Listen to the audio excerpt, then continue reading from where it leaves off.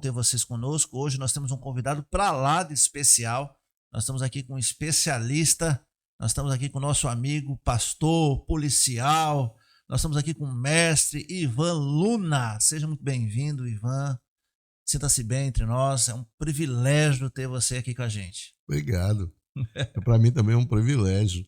E fiquei assim extremamente admirado e feliz de ver aqui na Bahia assim um estúdio como esse, uma visão dessa de a gente está pensando coisas diferentes, está falando do que pensa e mostrar que nós evangélicos temos uma visão também muito de mundo globalizante e a gente pode falar de todas essas outras coisas. Bom. E isso já me trouxe uma tranquilidade tremenda aqui neste lugar. Ah, que bom. E hoje o assunto, você que está nos assistindo e que ainda não se inscreveu no canal, por favor, se inscreva no canal, acione o sininho das notificações, né? Compartilhe esse vídeo com outras pessoas.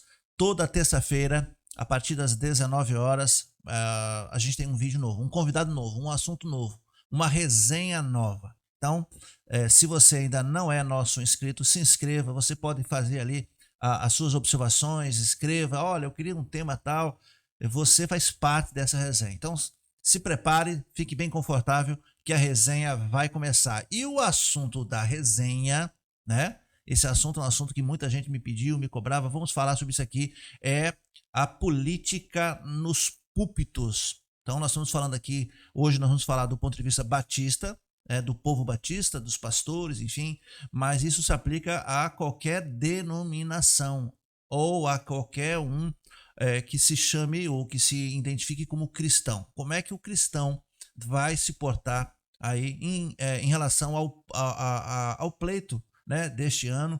Em especial, eu quero tratar aqui as lideranças, tá? Então nós vamos falar um pouquinho a respeito se um membro de uma igreja, seja ela católica, seja ela protestante, não importa a igreja, um membro, ele pode ser candidato, ele pode pedir voto dentro da igreja, e agora a questão maior, que é o que nós chamamos Ivan para cá, né, Ivan, é para falar assim, sobre liderança.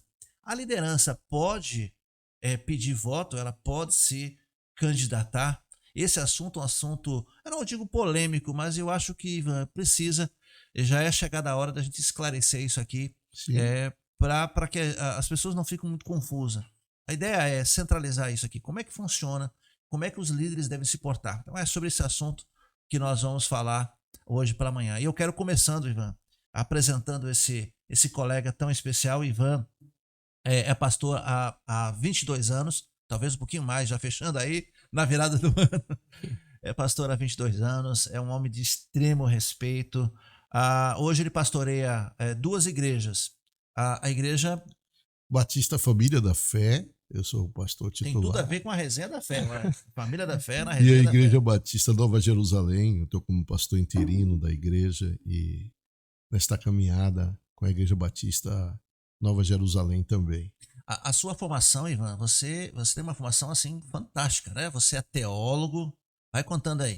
Eu sou teólogo, mas a minha formação antes de teologia, eu sou bacharel em História pela Universidade Federal da Bahia, né? Olha, tem um historiador aqui. E também eu passei muito tempo na Polícia Federal, eu gerenciava crises, né? E pela própria minha formação em História, eu gerenciava crise com índios, com culturas e esses movimentos, eu gerenciava a crise. E eu tenho uma pós-graduação também na FABAPAR, em gerenciamento de crise. FABAPAR, minha querida Paraná, um abraço aí para os paranaenses que estão nos assistindo, né?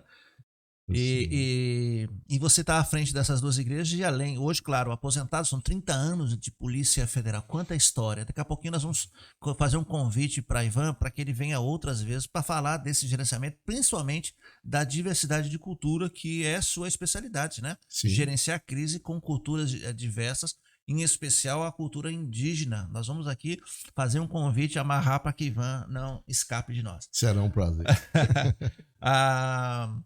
E você hoje, atualmente, você já foi, na gestão passada, presidente da Ordem dos Pastores da Subseção de Salvador. Isso. Eu tive 3 mandatos na presidência da Ordem dos Pastores, Batista da cidade de Salvador, e estou há 2 mandatos como presidente da Associação dos Policiais Federais em Salvador. É uma associação que cuida do lado social dos policiais federais, que são policiais que vêm de todo o Brasil e ficam aqui sem família. Então, a associação ela tem essa missão de agregar o social do policial que está longe da sua família, da sua terra, enfim. E essa é a missão da associação. E a gente vê aí uma larga experiência dentro das lideranças, formando lideranças, né? Sim. Você na academia, inclusive, foi o instrutor principal ali, você era um dos instrutores que dava a matéria Isso. gerenciamento de crise. É isso? Gerenciamento de crise, é a minha formação também pela ABIN, mas a disciplina que eu ensinava na academia era técnica de entrevista e interrogatório. Olha isso aí, ó. Então você é um especialista em interrogatório. E é eu que estou aqui batendo papo com ele. Ele deve estar me observando, meus sinais, meu nervosismo, se eu estou suando. Coisa boa, hein, Que Ivan? nada, a gente tem sempre que aprender. Coisa boa. Ivan, o assunto então que nós estamos aqui para fazer essa resenha é justamente a questão, esse momento que nós estamos vivendo, esse momento político, e me parece que está esquentando a cada vez mais. E tem envolvido o povo cristão aqui. Nós vemos já padres, nós temos pastores se manifestando, nós temos aí pessoas de diversas denominações falando a respeito, se posicionando. E a questão que eu quero levantar aqui é justamente essa questão de posição. Os evangélicos, os cristãos, seja padres, seja pastores, nós temos que nos manifestar. O que você acha a respeito disso? De fato, a gente tem que falar ou a gente deve deixar esse assunto com a política e a gente deve se reservar mais a questão teológica, a questão bíblica? Como é que você pensa a respeito disso? Eu penso que o pastor, nós vivemos uma dificuldade muito grande. É bom a gente entrar no campo da história para a gente entender um pouquinho, né? Quando os primeiros protestantes vieram aqui para o Brasil, esses protestantes viveram um momento muito difícil. Você sabe disso, Chevitsky. Foram proibidos de casar porque os cartórios só eram cartórios que funcionavam na Igreja Católica, então eles viviam maritalmente, eram sepultados em cemitérios clandestinos, separados. Por quê? Porque tinha que ter um registro de sepultamento. Então, a gente viveu esse período. E a história, ela fala para nós. Então, eu acho isso muito perigoso quando um líder religioso ele começa a se envolver a ponto de ele entender ou de comprometer a sua denominação, a sua igreja local, mais precisamente, com um partido político ou com um candidato. Eu não entendo que esse seja o caminho do pastor. Eu acho que o pastor ele deve ter a voz profética. E a voz profética é dizer assim, não, nós nos posicionamos contra o aborto, nós nos posicionamos contra, por exemplo, a legalização das drogas. Né? Quando a gente tem esse posicionamento, eu acho que a gente deve se permitir que aquele a quem nós pastoreamos, ele por si só, ele faça essa seleção do candidato que faz isso ou não. E ele deve incentivar isso, a que o seu rebanho busque candidatos que tenham um viés dentro da sua fé. Mas daí a ele se envolver com o partido A, B ou C, eu acho que extrapola a sua função pastoral. A gente vê na Bíblia João Batista, um profeta, né? A gente tem João Batista como um profeta aos moldes do Antigo Testamento, mas inserido no Novo Testamento, e ele denunciava então a relação aí do rei com a sua cunhada, enfim. E tanto é que de tanto fazer essas declarações, de tanto fazer essas denúncias, ele perdeu a cabeça.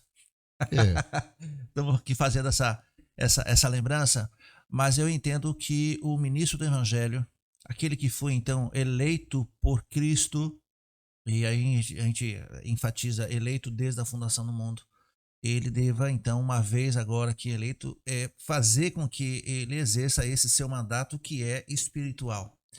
Claro que aí entra uma questão, quem está nos assistindo possa dizer, poxa, mas e aí nós vamos nos calar diante Não, e aí eu queria trabalhar essa questão. Então, João Batista era o que protestava e que denunciava, mas João Batista não era partidário, ele era apartidário. E quando a gente fala de política, é importante a gente fazer essa separação, Luna, porque assim, eu não gosto de política. Não, a ideia não é você não gostar de política. Eu acho que o cidadão, por si só, ele é político. Se você mora sozinho, nunca sai para lugar nenhum, não fala com ninguém, então eu digo, ok, você não é político. Mas se você se relaciona com mais uma, basta Sim. mais uma pessoa, você já tem que trabalhar em política. Ou seja, você é um sujeito político. Os amigos, depois do trabalho, ou quem sabe durante o expediente, vamos almoçar? Vamos almoçar aonde? E cada um aí tem um posicionamento. Não, vamos almoçar aqui. Né? Aí decidiram onde vamos almoçar. Isso não é política? Pronto, vamos no restaurante X. Agora a gente decidiu que nós vamos comer o quê? Então, o tempo todo nós estamos falando em política e essa política ela é normal no dia a dia. Mas quando nós colocamos essa política de maneira partidária, e aí nós temos um problema. Então, os líderes não devem se calar diante do pecado, diante do erro. Dentro disso que você colocou, eu gosto muito de uma passagem bíblica no Antigo Testamento. Essa passagem se refere a... Já havia divisão entre o Reino do Norte e o Reino do Sul, e Acabe, ele resolve fazer uma aliança com Josafá. E aí o que acontece? Ele diz assim, aí Josafá disse, eu queria ouvir os profetas falarem se nós vamos ou não à guerra. É muito interessante aquela passagem quando você olha dentro desse contexto, Marcos. E aí o Acabe chama os profetas. É uma coisa muito interessante, é que nessa época alguns historiadores já chamam profetas de palácio. O que eram os profetas de palácio? Profetas de palácio eram aqueles que eram sustentados pelo rei. E tanto é que Amós, ele vai dizer, eu não sou profeta. Quando ele diz eu não sou profeta, ele não está se referindo a que ele não recebeu a profecia de Deus. Ele está dizendo, eu não sou profeta profissional desses que vivem no palácio.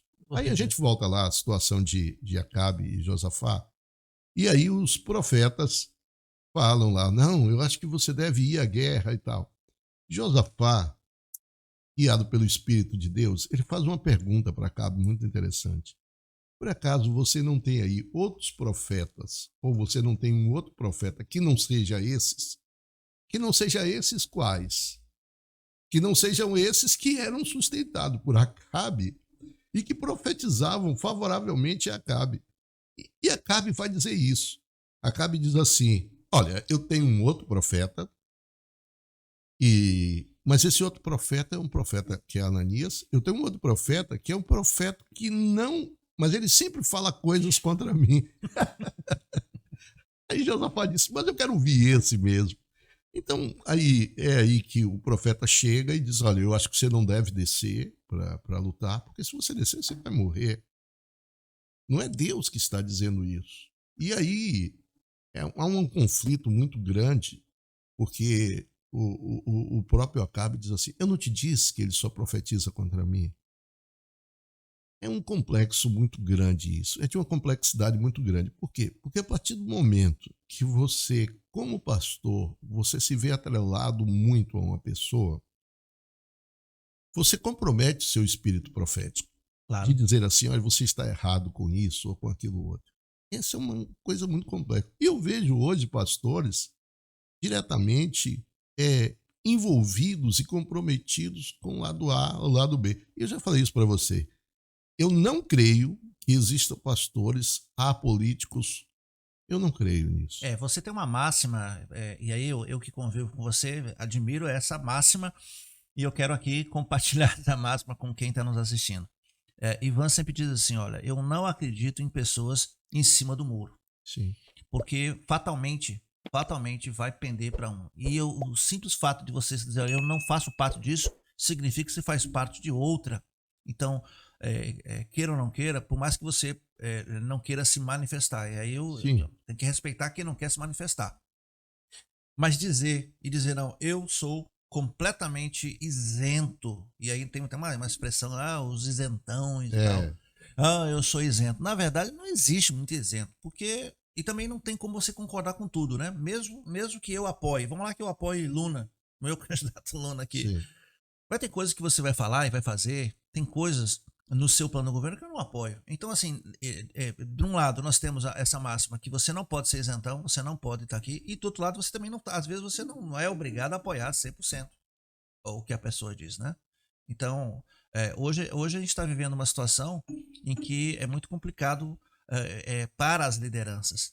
Nós devemos, e a pergunta inicial é: nós devemos nos manifestar? E como é que eu me manifesto? Uma vez que eu não sou isento, uma vez que eu também tenho meu lado. Toda vez que um pastor, um padre, um líder religioso se posiciona, ele vai se posicionar segundo o seu lado, ou não? Hoje nós estamos vivendo algo muito interessante para nós na história. Eu acho que nós nos perdemos nesses 500 anos de história no Brasil. Eu não vejo nenhum momento em que nós estivéssemos tão interessados em políticas como Verdade. nesse período. Eu acho isso muito bom, isso é ótimo. O grande problema hoje é que essa ignorância política que nós vivemos durante muito tempo, ela assim, ela floresce de uma forma que a gente não consegue discutir ideias. A gente atrela a ideia à pessoa, isso é muito ruim. Então, por exemplo, eu citei um exemplo nessa nossa conversa antes. Eu não sou armamentista no sentido de que a gente pode dar posse ou dar porte de arma para todo mundo. Eu não sou favorável a isso. Agora, a posse de arma eu sou favorável. Mas a partir do momento que você diz assim, eu sou favorável à posse de armas, as pessoas dizem assim, é um bolsonarista. Agora, Ivan, só para antes de você desenvolver o raciocínio, é importante que a gente pontue. Há pessoas que estão nos ouvindo que não entendem a diferença entre porte e posse. Sim. E aí nós temos aqui o instrutor da Academia da Polícia Federal que pode nos orientar. A posse de arma é o direito que você tem de você comprar uma arma e ter ela em casa. Essa é a posse de arma. Você tem o direito de comprar. Isso nos Estados Unidos é uma coisa muito comum. Você compra a sua arma e você tem em casa para defender o seu lar. O porte de arma significa você pegar a arma e você colocar na cintura e você poder sair pela cidade, pela rua, por todos os lugares que você vai. Então há essa diferença entre porte de arma e posse de arma. Entendi. Então, essa coisa é muito interessante. Então, por exemplo, eu defendo que na sua casa você deve ter uma arma. No momento que a gente está vivendo uma violência, proibir ou tolir ou castrar o cidadão comum de ter direito a essa arma, para no mínimo, eu não digo assim se livrar, mas ele tem a mínima defesa da sua vida, da sua casa, da sua família, que os números não falam disso. Eu não quero muito fugir disso para não fugir do nosso assunto. Mas a maioria das casas que são invadidas hoje por bandidos, as mulheres, as filhas desse cidadão, a esposa é estuprada por pessoas. E o cidadão vê isso, é uma coisa ruim que a família não tira nunca mais. Há quem diga, quem sabe nos ouvindo, mas o fato do cara ter o direito de ter posse, quem é que garante que ele então não vai pegar essa arma e não vai andar pela rua? Mas aí vai ser punido se assim for pego, e a gente não pode ir no si. Você, eu concordo contigo nessa questão, você tem que dar, pelo menos, eu não digo garantir, mas dar o direito dele fazer a escolha de defender ou não. E aqui é uma confusão que muita gente confunde. Olha, o porte de arma ou a posse de arma, como você está dizendo, que eu concordo, isso não significa que, uma vez a lei sendo aprovada, como de fato já está aí, que o governo simplesmente via correio vai mandar uma arma para cada cidadão. Vamos armar o Brasil, vamos armar o cidadão. Não, você tem o direito, como eu tenho o direito de tirar a habilitação. Ora, é meu direito, eu tiro se eu quiser. Se eu não quiser, eu não tiro. Então, eu acho que você tirar do cidadão, mas essa é uma questão que a gente está falando aqui, né? Sim. A gente vai voltar, quem sabe, você que tem interesse, coloca aí nos comentários, queremos uma pauta só de arma. Mas o que eu estou falando sobre isso é o seguinte: como nós polarizamos hoje uma discussão. Se você se chega e você diz assim, olha, eu sou alguém que defendo uma posse de arma, alguém vai dizer assim, é um cara da extrema direita, é um cara da extrema esquerda. E a gente vai ver que, no fundo, É uma complexidade tão grande a nossa existência. Nós queremos uma questão que às vezes está em um candidato, na plataforma de um candidato, e outras questões que estão em outras. Agora, o que eu entendo mais dessa complexidade do líder religioso é porque dentro da igreja dele tem pessoas que pensam diferentes. E ele, aquele momento que ele está ali conversando, ele tem que buscar uma pauta comum, uma pauta que venha atender às necessidades do seu rebanho. E tem pouco tempo para ver isso. Agora, você imagina, Marcos, um cidadão, ele passa a semana toda trabalhando e ele vem cheio de problemas para a igreja, e ele chega lá e encontra um seu pastor, uma pessoa extremamente politizada e querendo fazer a propaganda. O púlpito não foi feito propaganda política. O púlpito não foi feito para isso.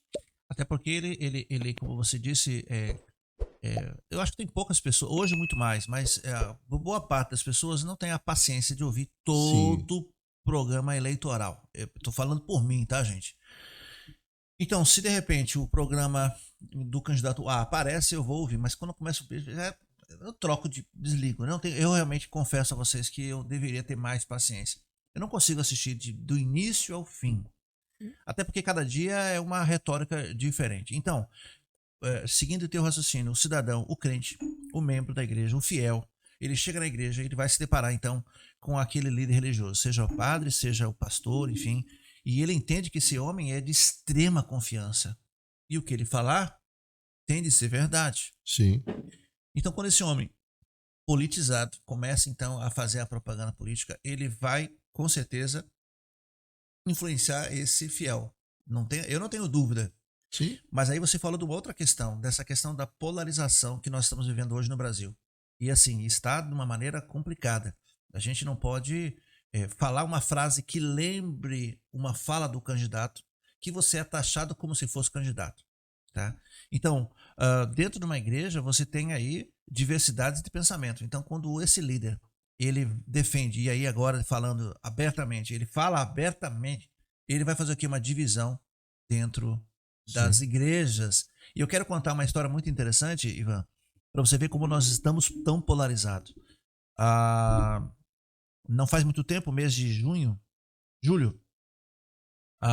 nos reunimos como igreja e fomos para a rua e usamos um uniforme, uma camisa amarela, um colete amarelo escrito evangelismo, e fomos para a rua com a placa só Jesus é o caminho, é a verdade, é a vida, né? E estamos ali na rua, entramos nas comunidades. Você não imagina a quantidade de pessoas que nos xingaram, que nos ofenderam. Por quê? Porque eles entendiam que aquelas pessoas vestidas de amarelo eram bolsonaristas. Você veja como uma coisa está assim. E quando as pessoas passavam dizendo, é Lula, e eu dizia, é Jesus, e eles olhavam a placa, eles riam. Porque o discurso de fato era violento, era de xingamento, e quando eu dizia que era Jesus e mostrava a placa que ele via a palavra Jesus, eles ficavam sem jeito. Então está tão polarizado que fica difícil você falar alguma coisa ou não, né? Nos púlpitos, então precisa ter todo o cuidado. Um outro lado de pessoas que não têm, quem sabe, esse cuidado e que não entendem isso. Eles dizem, olha o discurso, você pode discordar e quem está nos assistindo também pode. E diz assim, não, é papel do pastor. É papel do pastor orientar para que esses membros não votem errado. Agora a pergunta é, votem errado do ponto de vista de quem? Deixa eu te colocar algumas coisas como eu penso. Certo. E é muito bom a gente entender quando a gente leva um outro à reflexão. Por exemplo, a minha visão de pastor é que o pastor é um sacerdote. Ponto. Se você for olhar em todos os textos bíblicos, você que está nos assistindo, em todos os textos bíblicos, você vê que Deus está dizendo assim, eu te separei para isso. Para mim, o pastor é alguém separado por Deus para exercer isso. Por que Deus separou? Não vou tanto ao Antigo Testamento, mas como historiador é interessante a gente ver qual era a ideia da tribo dos levitas. Era que eles não tivessem a mesma atividade que havia nas outras pessoas, havia uma atividade separada. Para mim, o pastor é separado para exercer essa função. A partir do momento que ele se aproveita de um sacerdócio para gerar credibilidade no cidadão, que você olha que a maioria desses que se candidatam coloca assim, pastor fulano de tal. Ou seja, Rapaz. ele quer que essa expressão pastor gere a confiança na pessoa. Então eu penso que não. Mas daí a você e as minhas brincadeiras no zap dos pastores é interessante. É porque eu vejo alguns pastores se posicionar e acham que não estão se posicionando. E é aí que eu digo que não existe o isentão. Nós temos um lado. E ali, eu digo que ali naquela página é o lugar onde a gente tem para brincar, para expressar o nosso pensamento, que talvez a gente não tenha em outro E lugar. esse espaço que você está dizendo, e você que está em casa talvez não saiba, Pastor Luna, ele criou, ele é o criador de O Zap, Cajado Amigo. de um Zap, né? A gente fala de Zap, WhatsApp, Cajado Amigo. E eu confesso, Ivan, aqui vou abrir meu coração aqui de primeira mão. Você já deve ter ouvido isso, falado isso muitas vezes. Quando me colocaram nesse grupo, eu fiquei congelado. Eu não acreditava naquilo que eu via, porque via pessoas se posicionando. E eu falei, poxa, mas como é que pode isso aqui? E aí, claro, alguém sempre me disse, olha, isso aqui é um espaço que nós temos completamente democrático, que Sim. você pode falar, né? E aí eu fui entendendo o Cajado e fui compreender, eu aprendi muito ali. Tem gente que se posiciona de todo lado e aí você diz, olha, eu estou colocando isso aqui, mas eu não sou... Não, como não é? A tua fala toda é na defesa de uma linha, né? Deixa eu falar para você. Eu sou formado também em psicanálise. Eu tenho uma pós-graduação em psicanálise. Ó, se apertar, vai sair mais coisa aqui, viu, gente? E eu creio piamente e me considero freudiano. Mas há uma coisa em Freud que eu discordo dele. É quando ele diz que nós nascemos com uma página em branco e a partir do momento que a gente começa a conviver com a sociedade, com o pai, com a mãe, com os familiares, essa página vai se escrevendo. E Jung vai fazer uma oposição a ele quando diz assim que algumas coisas nós já trazemos através da nossa genética. Nesse ponto eu concordo com Jung, quando ele diz o seguinte, olha, é muito importante, você diz assim, puxa, aquele menino anda igual o pai, a gente fala ou não fala? Então, quando você tem uma formação numa família, você já vem com algumas coisas dessa família. Você olha, e é interessante quando falam sobre Jesus, diz, não é esse Jesus filho do carpinteiro? Ou seja, a ideia que tinha naquele tempo é que um filho de carpinteiro ia trabalhar com madeira, não ia falar tão bem, discursar como Jesus discursava. Porque aquilo ali, provavelmente, devia ser dos filhos dos fariseus que caminhavam com isso. Aí só fazer uma intervenção, aí é interessante porque você está falando da carga genética. Sim. Mas a gente pega costume, inclusive, andando com as pessoas. Sim. Que é o caso de Jesus, que não tinha carga genética de José, mas tinha os trejeitos. Sim. E a gente fala isso, Sim. aprende isso. Você sabe que eu não sou baiano legítimo, né? Mas tô aqui desde o ano 2000. Desde o ano 2000, essa data é importante para nós, né? E eu chego na Bahia vim de Curitiba, no Paraná, e sofro muito aqui, né? Para aprender a falar o baianês. E até hoje muita gente fica em dúvida. Eu sei que você não é baiano, mas não consigo saber. Hoje eu já falo porta, hoje eu já falo oxoxoxoxa. Eu já estou tentando me aculturar. Então, e quando eu vou para Curitiba, Luna, é interessante isso. Eu vou para casa da minha mãe, vou para casa dos meus parentes. As pessoas me verem falando, me escutam eu falando, dizem, ó, lá o baiano. Eu digo, não, eu não sou baiano, mas para eles eu já sou baiano porque peguei o sotaque. Então, essa questão você falou da carga genética, né? A gente traz sim parte da genética, a expressão, o rostinho, os jeitos, os gostos. E mais do que isso, além da carga genética, eu queria aqui destacar que a gente pega os trejeitos. Vou andar com você, viu, Luna? Para ver se eu consigo pegar seu jeito.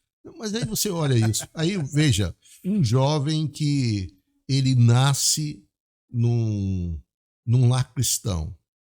Ele vai para a escola bíblica dominical, desde criança, ele já participa da classe das crianças e tudo mais. Ele vai caminhar. Achar que ele não tem esse viés evangélico, não está nele, é um absurdo. E quando eu vejo assim algumas inverdades que falamos, para não dizer mentiras, é que nós evangélicos realmente nós somos de uma certa forma pelas propostas que são apresentadas o partido A ou B, nós temos a nossa escolha partidária. Nós, e aí voltando à questão do pastoral, Aham. quando o pastor ele apresenta, por exemplo, uma passagem de Jeremias, ele prega numa passagem: eu escolhi você desde o ventre de sua mãe. Ora, se Deus escolheu do ventre da mãe, Deus está dizendo que a vida não é a partir do momento que Jeremias nasceu, mas a partir do momento que Jeremias estava no ventre da mãe dele. E aí, você às vezes pensa que a sua ovelha ela não tem inteligência suficiente para dizer assim: olha, bom, nesse ponto eu sou contra o aborto.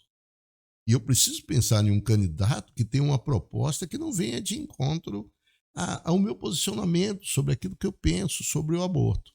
E aí, você aí pega, quando você vê nesse momento, o problema do pastor é que às vezes ele quer dizer assim: não, eu quero dizer para você que o partido A, o partido B, ele é contra isso. Então, você vê que é uma linha muito tênue entre você estar falando da palavra, você está mostrando a palavra para a pessoa, mas ao mesmo tempo você está querendo, de uma certa forma, extrapolar não só esse conhecimento bíblico, mas você está querendo também dizer: não, você não vai fazer isso e você não vai votar daquilo. E quando você olha o texto bíblico, e você olha diversas vezes, Deus falando para Josué, falando para as coisas, diz assim: eis que te apresento dois caminhos, escolha A ou B. Para mim, a missão do pastor termina quando ele faz essa explanação da palavra. Ele não é uma figura totalmente, como eu diria assim, que não se posiciona. Ele se posiciona dentro das escrituras, mas cabe à sua ovelha fazer essa interpretação das escrituras. Não. Então, se fulano é favorável ao aborto, e isso contraria um princípio meu, votar em fulano. Mas daí, volto a dizer, não, o pastor dizer assim: não, você deve votar em ciclano e beltrano. Isso é um complexo muito grande, porque entra em outro princípio nosso. É um princípio que você olha, bom, na Igreja Batista, se você vai tomar uma decisão, a decisão é por voto. Você vai escolher um pastor da igreja. Não, a igreja tem 100 membros, 60 escolhe um pastor e 40 escolhe outro. Ora, qual é o princípio ali da escolha? De que Deus, o Espírito Santo, fala no coração de cada crente. Aí, para esse momento da escolha do pastor, você tem uma interpretação. Agora, para politicamente, você não. Aí não, minha ovelha, eu preciso orientar ela no sentido que ela vai votar. Isso é um absurdo. Então nós estamos falando aqui, Luna, ainda voltando à questão do pastor se tornar candidato. Então, você Sim, levantou duas questões aqui que nós vamos falar, que é essa questão do ventre da minha mãe. Nós vamos chegar lá. Ah, nós estamos falando o seguinte: o pastor, afinal de contas, uma vez que foi eleito, uma vez que ele entendeu o chamado ministerial, e aqui a gente tem que fazer esse destaque, que o caminho entre os batistas, o caminho para que alguém, desde o momento da sua conversão, sua caminhada cristã, o seu chamado ministerial, né? Então, uma coisa é a conversão, a vida cristã, dado momento ele entende o chamado pastoral. E ele então vai se debruçar, ele vai ter que ir para um seminário. Em algumas denominações não há necessidade de que o pastor faça um seminário. Os batistas têm uma média de 4 a 5 anos, podendo até ser mais. Depois desse seminário, ele então vai ser consagrado pastor. E ele inicia então esse ministério pastoral. O que nós estamos dizendo é, depois de todo esse percurso feito, depois de toda a convicção, depois de Deus ter falado ao coração dele, depois da igreja, né, através do Espírito Santo ter, então, consagrado aquele sujeito ao ministério pastoral. Ele desenvolve, dado o momento, ele entende que o chamado dele agora é além da igreja, além das escrituras, mas tem a ver com o ministério público, portanto, a política, e ele se candidata. E aí você destacou bem, eu considero uma grande vergonha quando um candidato se intitula o pastor fulano de tal? Porque naturalmente e escancaradamente ele está dizendo, vote no pastor, confie em mim. Então ele está invertendo a coisa. Esse é um ponto. Então o que nós estamos falando da sua visão. Você, Luna, você concorda ou você acha que é normal que um pastor, depois de ter passado toda essa fase, né, de aprendizado, 4 anos, de consagração, lá na frente, você concorda que esse pastor, então, vá para a política defender os interesses do povo e levando a titulação de pastor? Eu entendo que não. Entendo que não. E Eu se entendo ele, que não. Luna, e se ele diz, olha, eu entendo, eu entendo, deixa eu pegar um café aqui para lá, um café aqui, que esse assunto exige um café. Café aí, ó. No resenha tem café o tempo todo, tem que estar regado a café, senão a gente não funciona. Eu entendo assim, a pessoa entende que vai agora trilhar um caminho político. Então, o que eu entendo? Eu quero ver se a sua opinião. Não era melhor, então, ele dizer, olha, igreja, eu estou aqui declinando, eu estou aqui renunciando à minha posição pastoral, vou me candidatar e eu não serei o pastor Marcos candidato, eu serei o Marcos o candidato. Você acha que aí caberia? Eu penso que não, porque ele vai entrar numa contradição muito grande, Marcos. É o seguinte, nós entendemos, e só para voltar para o meio batista, eu não gosto muito quando a gente diz assim, vai ter uma consagração do pastor. Na verdade, o que vai ter é uma ordenação do pastor, ou seja, nós vamos legitimar uma posição que Deus já havia chamado ele antes. Ora, se foi Deus que chamou ele antes, ele disse durante todo o período da vida dele que ele era alguém chamado para o pastorado. O que acontece? A partir do momento que ele diz, não, eu agora deixo de ser pastor e vou ser um político, ele está dizendo o seguinte, eu não fui chamado. Então, se ele, neste momento que ele diz que vai ser um político, ele está dizendo, não, e durante esse tempo todo eu enganei porque eu não fui chamado. Veja a complexidade disso. Não, então eu enganei vocês o tempo todo e fiz isso. Eu acho que é uma saída alternativa. Que ele está dizendo assim, não, eu estou deixando o pastorado e estou indo nessa direção, mas eu penso que é o que nós chamaríamos de redução de danos. Eu penso que é uma redução de danos. Menos desonroso. Desonroso. Menos. Eu penso que aí é uma saída alternativa, mas que é uma complexidade muito grande. Porque um pastor, em que momento você deixa de ser pastor? Quando você bota uma bermuda e vai no supermercado fazer compra com a sua esposa, você deixa de ser pastor nessa hora? É complicado. Porque é uma coisa muito interessante, por exemplo, entre os policiais federais. Nós somos proibidos de fazer outras atividades, porque nós somos uma dedicação exclusiva. Então, nós achamos que algumas coisas elas não são... nós não podemos fazer isso ou outro porque nós temos uma dedicação exclusiva e em todo o tempo nós somos policiais. Agora imagine uma questão de um cargo secular, uma questão de um cargo público. Eu acho que não.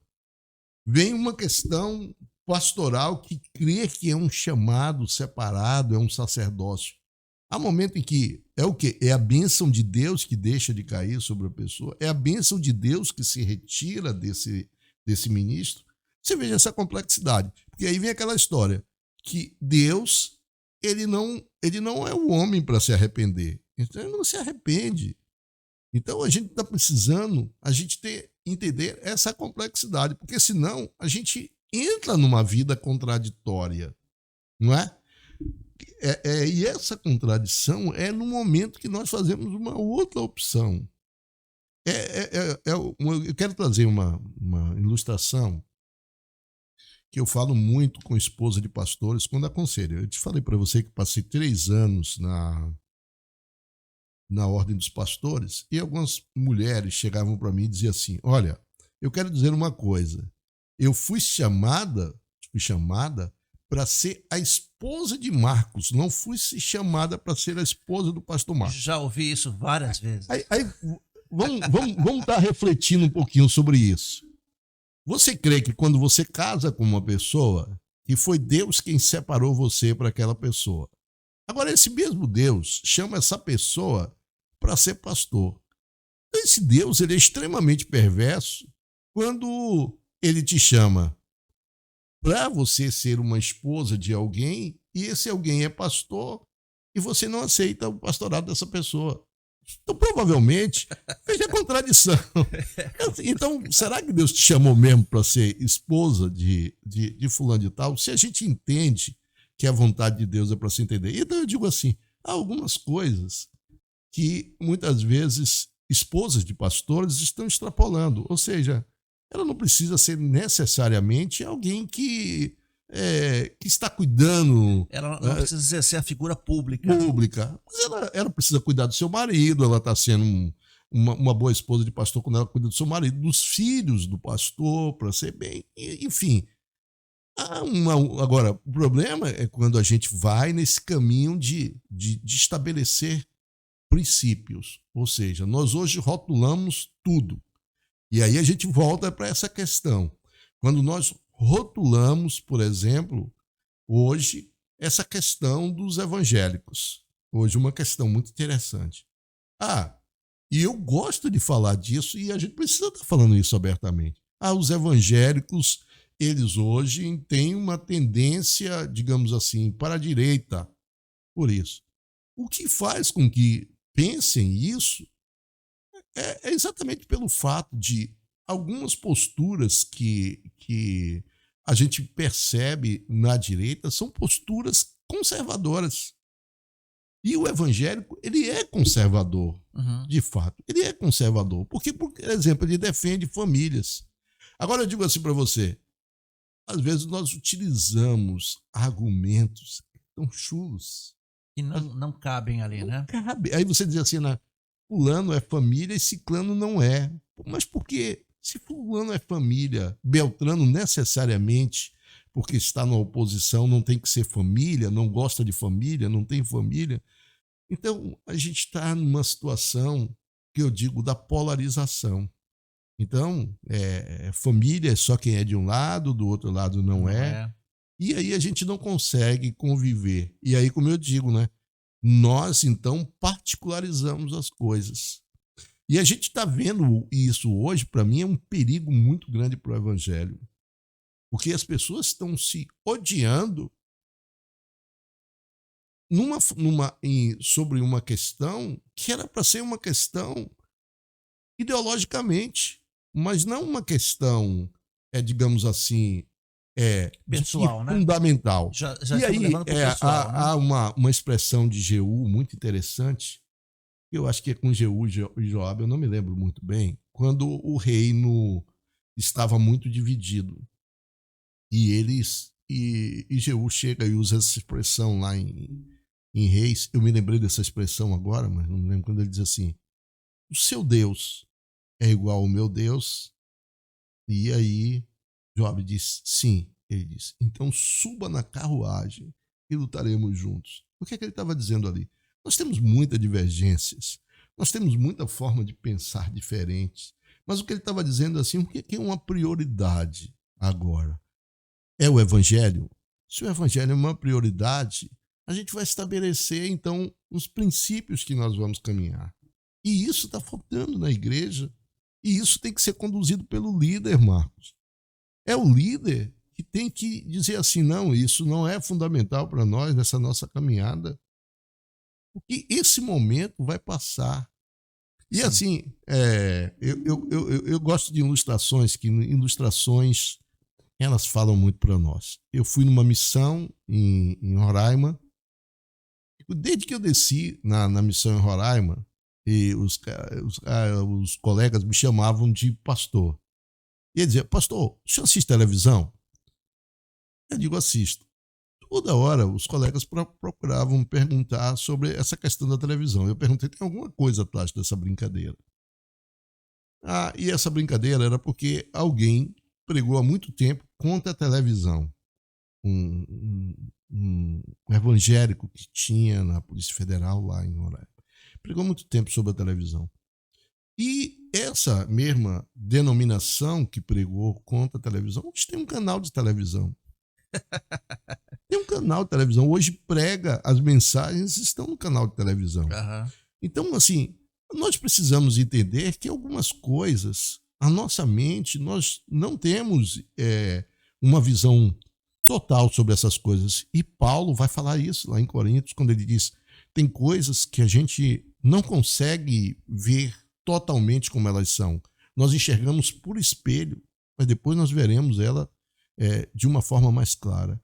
Então, assim, eu penso que essa eleição ela vai trazer um malefício muito grande para nós. Ela vai trazer um malefício muito grande para nós, porque essas questões são questões que, em relação ao Evangelho, aquilo que o Evangelho pode proporcionar, são muito maiores. E aí, eu fiz uma citação agora, quando preguei no 12º Congresso dos Militares, um livro muito, mas muito interessante, escrito por André, eu esqueci o sobrenome dele agora, que o nome desse livro é A Bíblia e os Outros. Que legal. Esse livro, Marcos, fala o seguinte: olha, todos os outros povos, eles contribuíram para o crescimento do Evangelho, mesmo sem saber. Você olha para o Antigo Testamento, quanto a esses povos, sem saber, contribuíram para o Evangelho. Mas só para fazer um resumo, para mostrar para você. Ele mostra sobre o Império Romano, um império muito forte, e o exército romano, ele era extremamente duro com os cristãos. E o André vai mostrar nessa sua teoria o quanto o exército romano contribuiu para o crescimento do Evangelho. E ele fala o seguinte: se você for olhar, quando Jesus estava na cruz, quem vituperiou de Jesus, quem deu aquela cana, quem usou, quem escarneceu de Jesus? Os soldados romanos. Aham. Aí ele vai dizer assim: olha, até aqueles que estavam escarnecendo estavam cumprindo uma profecia que estava lá em Isaías. Verdade. Aí ele vai falar uma outra coisa: não só os maus, mas também os bons contribuem para o crescimento do Evangelho. E ele mostra aquele centurião que tinha um servo que estava doente. Sim. E que ele vai chamar Jesus. Você sabe que os judeus odiavam os romanos, né? Justamente. Pela forma como eles impunham a sua cultura, enfim. E ele vai dizer assim: os judeus, olha o que os judeus dizem a Jesus: Senhor, cure o servo dele, porque ele é um homem bom. Inclusive, foi ele quem construiu a sinagoga aqui da nossa cidade. E Jesus vai e tem uma conversa com ele, e ele diz: Senhor, eu digo ao meu soldado, vai, ele vai, vem, ele vem e tal. E Jesus diz assim: nenhuma fé foi tão grande quanto esta em Israel. Aí você vê isso. Aí você vê uma grande contribuição, por exemplo, da guarda pretoriana. Era uma guarda muito, muito forte. E aí diz o seguinte: Paulo está sendo levado preso para Roma. E quando ele está sendo levado preso para Roma, o que acontece? É um naufrágio, o navio está cheio de presos. E aí, se um daqueles presos fugisse, a responsabilidade da guarda pretoriana era muito forte. E você vê que o carcereiro, quando os portões são abertos, Sim. ele tenta se suicidar, porque Dado ele preferia o peso que seria, né? devido ao peso da responsabilidade. Aí chegam os soldados e dizem assim: vamos matar todos os presos, porque o navio vai a pique. E aí há uma frase muito interessante: um centurião chamado Júlio disse: não vamos matá-lo. E ele disse isso porque queria preservar a vida de Paulo. Agora imagine, se aquele centurião mata Paulo, que cartas nós teríamos hoje? Nenhuma. Ali, aquelas cartas que foram escritas, a maioria na prisão de Roma, né? Não teria escrito. Então, o que eu digo para você? Se nós temos uma certeza de que tem um Deus que está no domínio de todas as coisas, por que nós estamos brigando por coisas tão pequenas? E que se toda autoridade está sujeita a este evangelho, a esse poder desse Deus. Se for eleito alguém que não seja a vontade de Deus, esse Deus tem um poder para tirar essa pessoa. Nós vimos aqui o Tancredo Neves, que assumiu o poder, não chegou nem a tomar posse. Então, assim, essa maturidade, ela tem que vir de quem? Ela tem que vir dos sacerdotes, ela Dos tem que vir dos pastores, dos pastores. líderes, né? Ô, Pois é. Ivan, eu estou vendo a ilustração e a gente sabe que, de fato, Deus usa o contraditório, Deus usa o que nós chamamos até dos inimigos para ajudar, né? Você deu aqui um bom exemplo, como bom historiador, a respeito dos romanos, e a gente vê que aquele povo, aquela cultura que tanto afligiu os cristãos, também foram aqueles que contribuíram, inclusive aí através do helenismo, através das estradas, né? Os romanos foram ali bons construtores e que depois Paulo, utilizando essas estradas, viajava para tudo que é lugar. As construções dos portos, né? E que o evangelho então transportou. Então é interessante saber que Deus utiliza, inclusive, aquilo que para nós vem a ser uma ameaça, mas Deus sabe todas as coisas, vai. Sim, Eu quero fazer uma outra provocação aqui. Nós já estamos fechando esse primeiro bloco falando aqui da questão do ministro, do pastor ser o candidato. E você acha que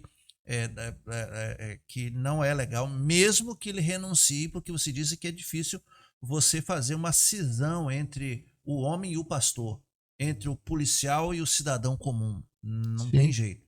Mas a provocação que eu quero fazer é lembrar. Eu escuto isso quando eu me posiciono dizendo: olha, eu acho que o pastor não deveria ser candidato. E alguns me dizem: ah, mas você tem que olhar a história bíblica e você vai ver que José foi governador. Você vai ver que Davi, né, foi eleito e ungido quando Saul ali. E aí eu brinco, né? E estava refletindo, pois é, para você ver como é que é a coisa. Saul foi eleito por quem? Pelo povo. O povo queria quem? O maior, o mais alto, o mais bonito, o que veio de família renomada. O povo escolheu Saul. Saul foi reprovada por Deus. E Deus agora chama Davi. Então as pessoas às vezes pegam essas histórias bíblicas e dizem: olha, José foi governador. Então por que que numa parte da história poderia ter homens de Deus no comando e na política? Mas nós temos que lembrar que não era naquela época não era a política que nós temos hoje. Aliás, não havia esse tipo de política partidária, né? Sim. O rei nomeou o, o rei não, ali era o faraó, né? Que acaba sendo governador, enfim, a função é a mesma, só o nome é diferente. Ele nomeou José para ser o governador, mas não havia partido, não houve eleição, não houve briga, não houve separação, não houve polarização. Davi foi ungido pelo próprio Deus, não houve polarização, não houve campanha, não houve. Enfim, são situações diferentes, sim. Então, às vezes, você pega pessoas para defender essa questão do pastor ser o político, né? E utilizam esse tipo de fala.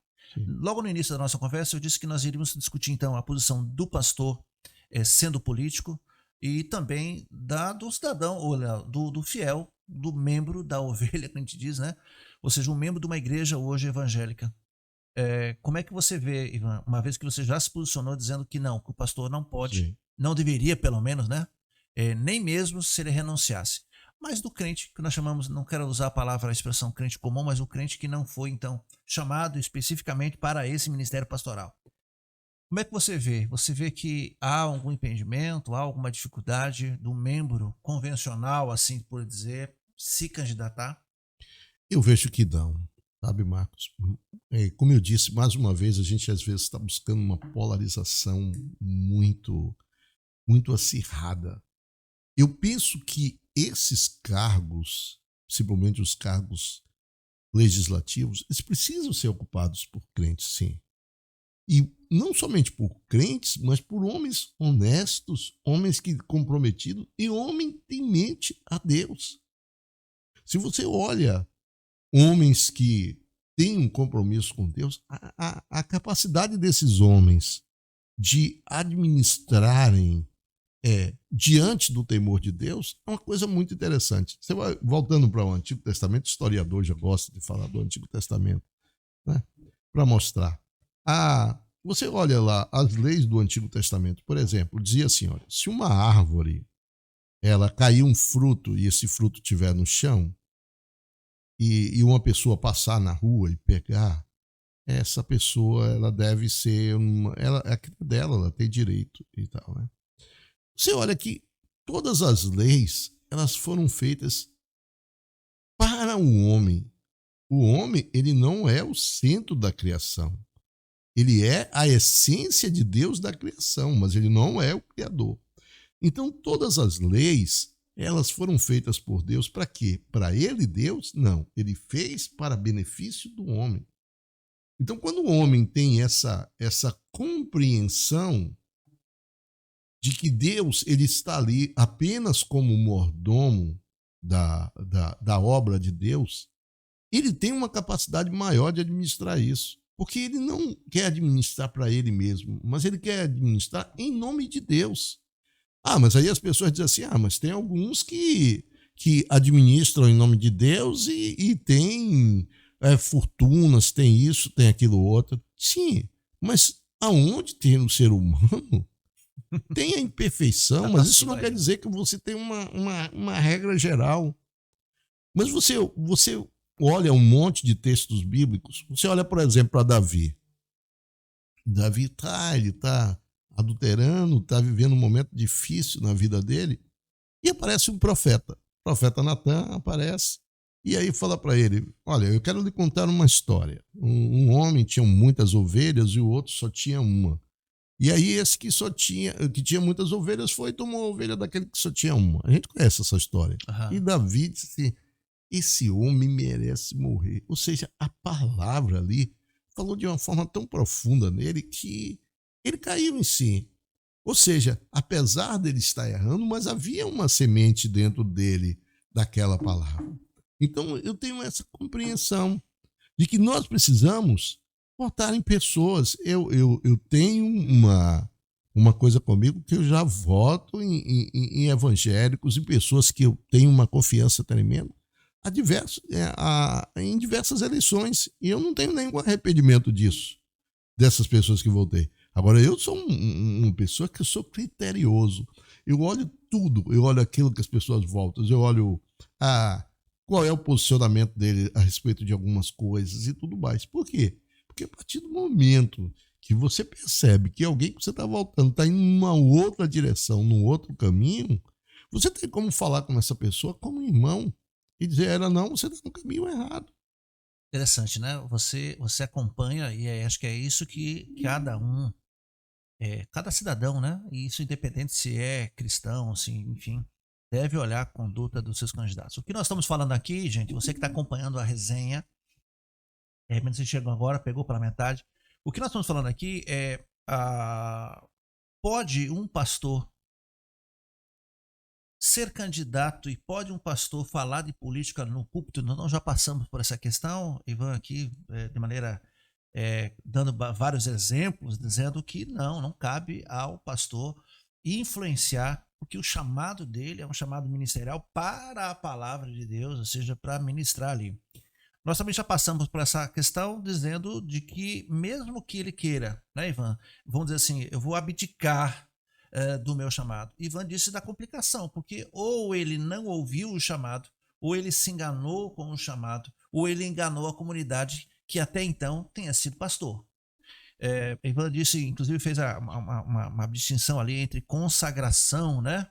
E ordenação. Então, ele foi consagrado por Deus, e nós entendemos que antes da fundação do mundo, ele não virou pastor, ele não se transformou pastor, o máximo que tem acontecido é ele descobriu o seu chamado. Então, ele foi ordenado ali, ele trabalhou ministrando. Dado momento, ele entende que a missão dele não é tão somente dentro daquelas paredes, não tão somente nas vidas, no espiritual daquelas pessoas, mas que ele deve influenciar agora do ponto de vista político. Então, o que nós discutimos aqui, estamos nessa resenha dizendo da dificuldade que é isso. E Ivan deu bem um exemplo.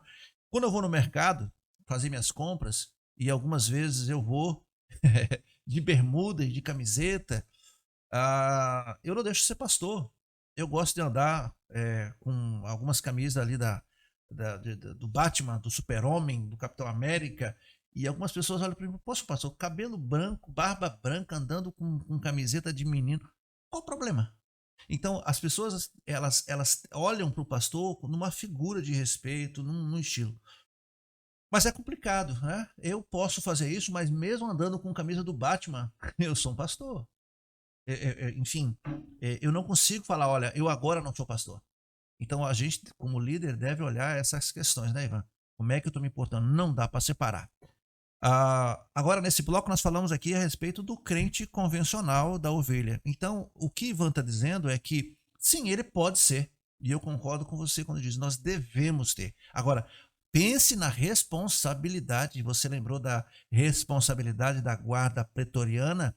E a gente vai repassar essa responsabilidade para aquele crente, para aquele cristão que diz, eu quero ser candidato. Ok, quer, não tem problema. Eu acho que nós devemos, sim, apoiar pessoas com responsabilidade, homens e mulheres que são primeiro tementes a Deus.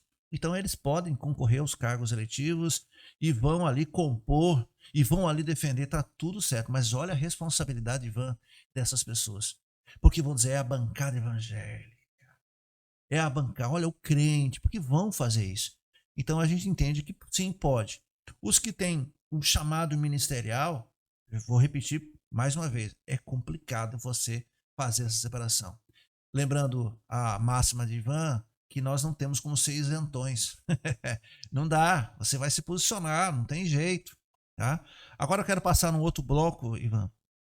Nós tivemos aqui, para nossa vergonha, e quando eu digo nossa vergonha, do ponto de vista do povo batista, vocês acompanharam aí pelas mídias, o Globo, a Jovem Pan e todos os principais meios de comunicações noticiaram aí a manifestação de um pastor, e não apenas de um pastor comum, mas de um pastor que exercia o cargo da presidência da Convenção Batista Carioca.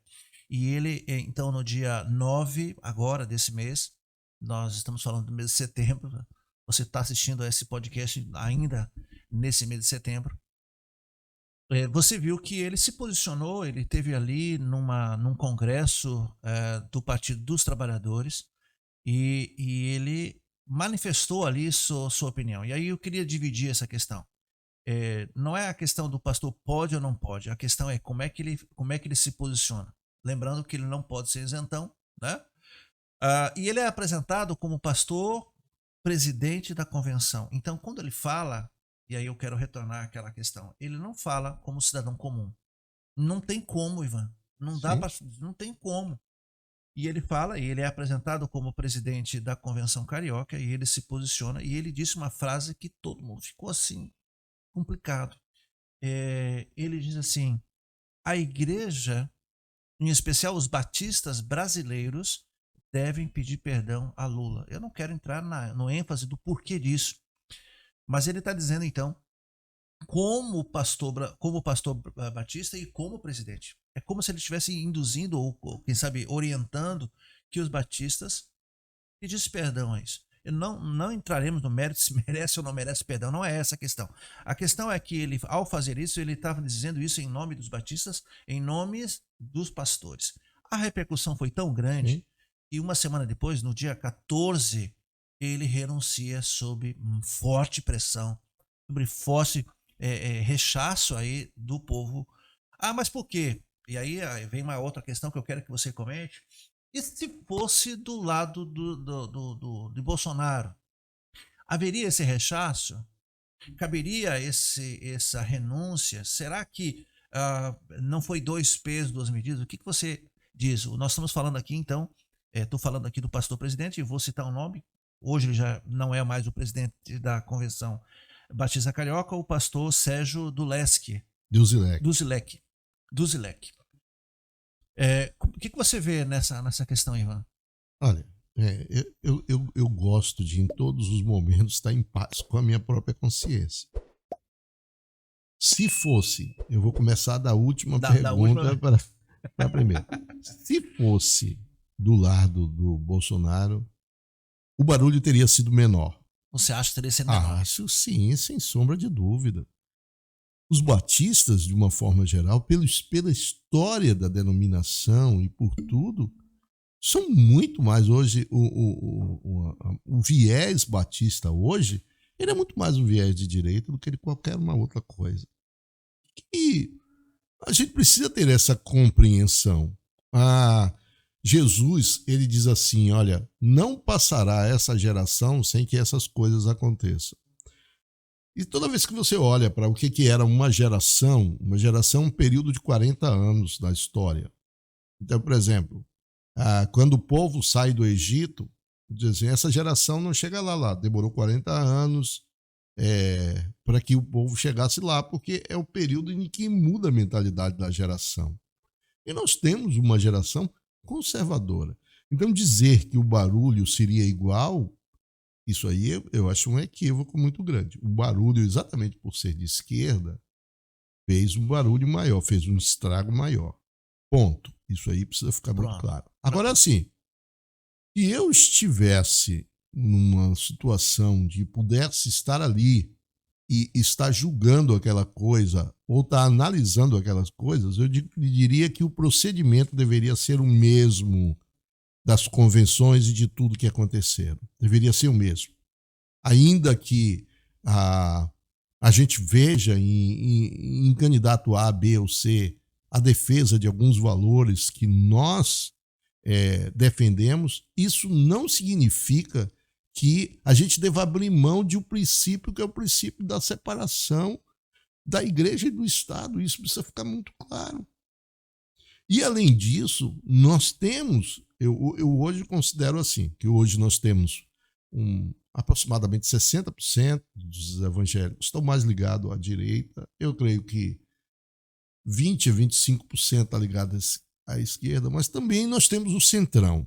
Uhum. São algumas pessoas que acham que alguém que chegou ao poder, ele deve ser respeitado como presidente, deve caminhar com ele, independente das coisas que ele tem. E aí a Marina fez até uma colocação que eu achei muito interessante. Ela disse que muitos desses pastores que hoje se tomaram posicionamentos já estiveram aqui orando pelo Lula. Que ela falou isso. É uma verdade. Agora você imagina o seguinte, quando ela fala isso, como fica alguns pastores que em outros momentos já estiveram com Lula na presidência e hoje estão com Bolsonaro. Quando a gente se envolve muito politicamente, quando a gente perpassa as nossas funções, a tendência é a gente cometer erros. E é sobre isso que eu estou falando. Se você é alguém que você tem um posicionamento, que você sabe dos seus limites e você tem uma postura pastoral, eu costumo dizer uma das coisas que eu falava lá, quando eu cheguei em Central, eu passei 15 anos, 14 anos e alguns meses na Igreja Batista Central. Eu não procurava, às vezes, as minhas contas. Eu gosto de pagar em lotérica. Eu acho que não cabe uma postura pastoral, às vezes, estar numa fila de lotérica. Não estou dizendo que isso deve ser um padrão, mas eu acho que uma das coisas que cabe a um pastor é ele ter uma postura pastoral. E aí chamaram o Billy Graham, aquela frase muito interessante de Billy Graham, perguntaram, o pastor, o senhor deseja se candidatar a alguma coisa? Ele disse, não, eu não pretendo me rebaixar do meu posto de pastor. Foi uma frase muito bonita que ele disse isso. Eu entendo que o que falta hoje nos pastores Marcos, é ter uma posição pastoral, é ter uma postura de pastor. Eu acho que a palavra é essa. E você olha que hoje nós estamos, você vê, tem gente que não crê no diabo, eu creio no diabo. Se você vê que todas as vezes que os pastores estão se envolvendo em alguma coisa, é pastor que é denunciado por corrupção. Aí ele coloca, pastor fulano de tal, denunciado por corrupção. Por isso. Aí depois até se prova que ele talvez não tenha cometido aquilo. Mas já foi. Já foi um nós nome pastoral. Um episódio terrível e muito triste, embora não tenha sido da nossa denominação, mas a gente... aqueles pastores que estiveram envolvidos ali com aquele ministro da educação, não foi isso? Sim. E que aí caiu o ministro e que foi uma vergonha. Então, nós não estamos falando diretamente da política, mas envolvido com isso aqui. Sim. E você destacou um dos nossos princípios que é extremamente caro para nós os batistas, que é a separação da igreja e do Estado. Nesse episódio do Zelensky, muito se cobrou, inclusive, da Convenção Batista Brasileira. E ela de fato se manifestou, e outras convenções e outros pastores, foi uma chuva na internet de manifestações contrárias à do Zilek, mas a Convenção Batista Brasileira se manifestou dizendo que foi uma posição unicamente de responsabilidade do próprio Duzilesky e que a convenção respeita o que eles chamaram aqui de consciência, né? O princípio da consciência. Porém, a própria convenção orientou, e é interessante, nós falamos aqui da postura do pastor.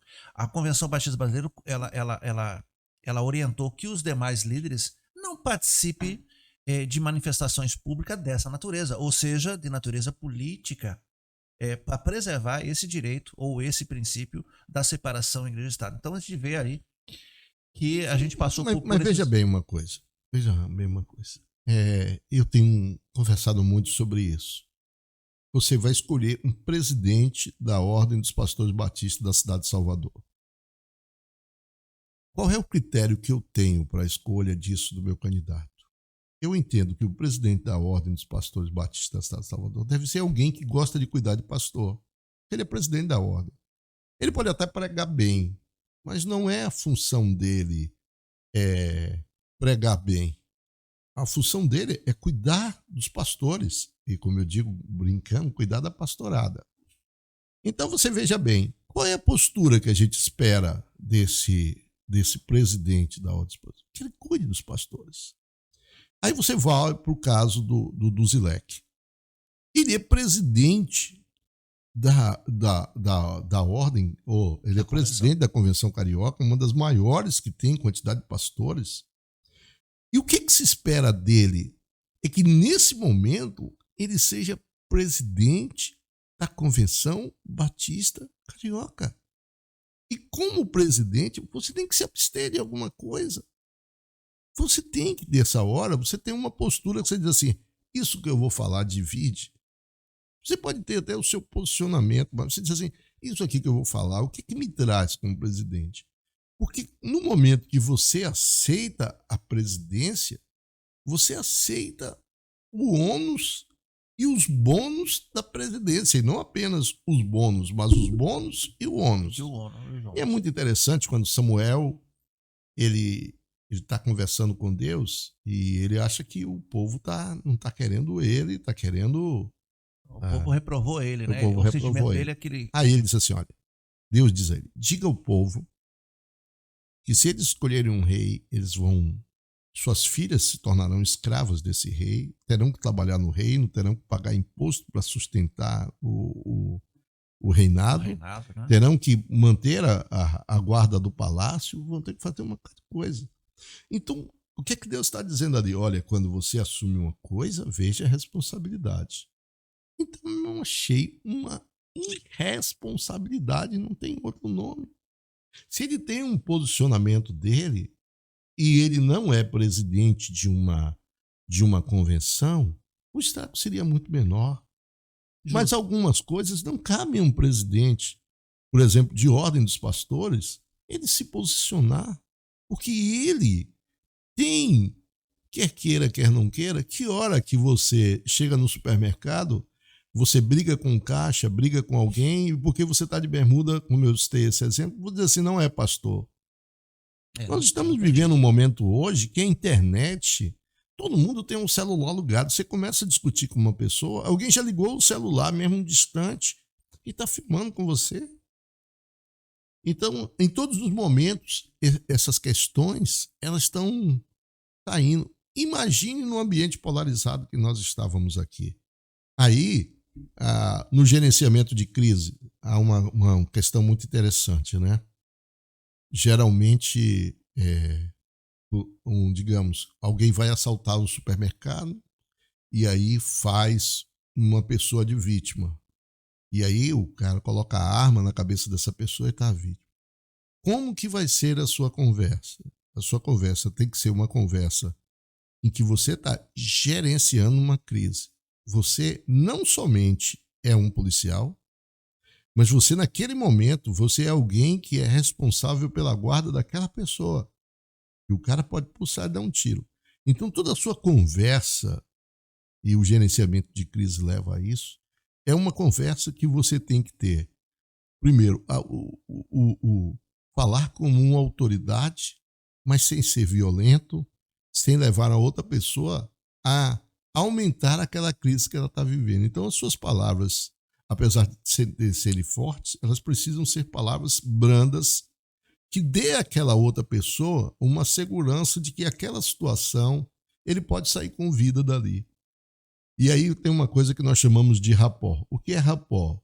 É a segurança que o gerenciador de crise precisa transmitir para aquela pessoa que está naquela situação. Se você consegue ter uma sobriedade e aquela pessoa percebe que ela é sóbrio, ela diz assim, ó, apesar dele ser policial, mas eu confio nele porque ele tem uma palavra forte e ele está gerando em mim uma confiança.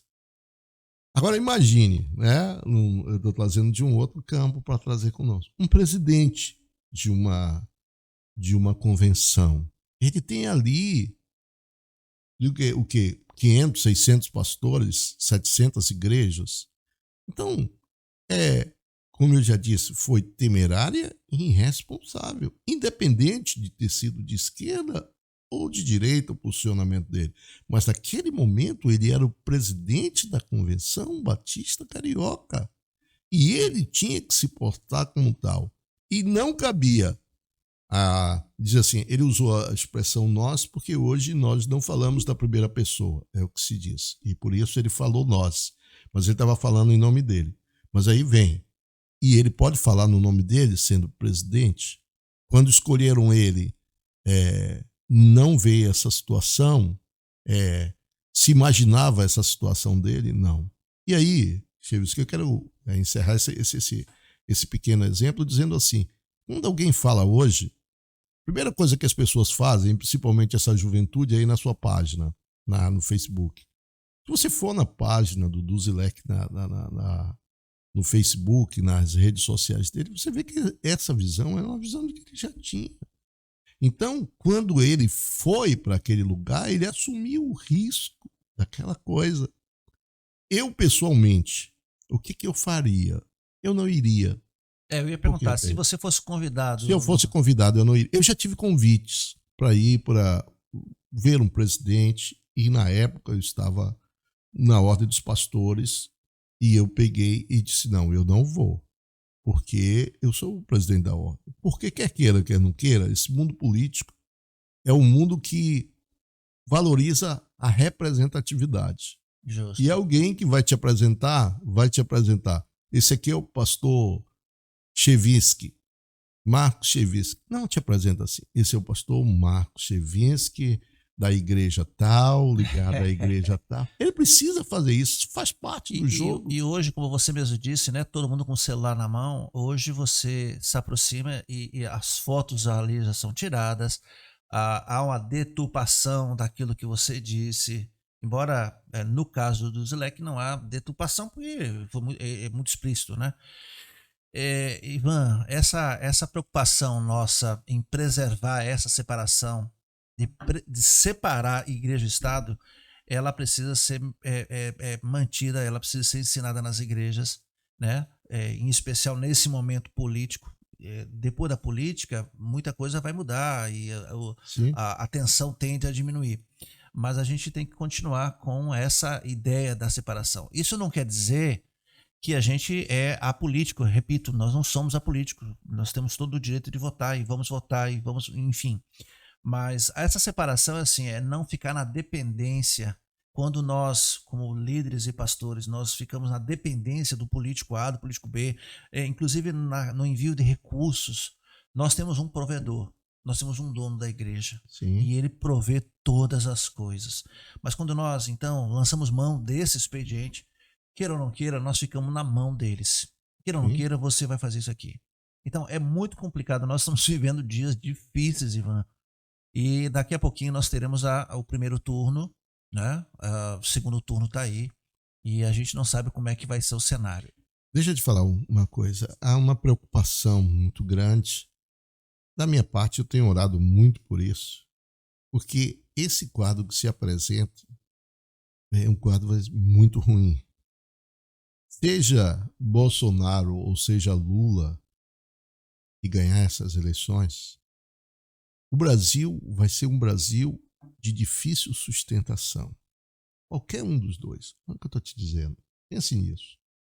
Porque essa questão que foi gerada ao longo dessa campanha, e vão ter consequências que vão extrapolam as eleições, e a gente vai ver isso. E aí eu fico pensando, quem vai ser esse elo de tentar trazer a paz para o nosso país? Aí deveria ser os pastores, que deveriam, nesse caso, dizer e reconhecer a legitimidade daquele que foi escolhido, não é?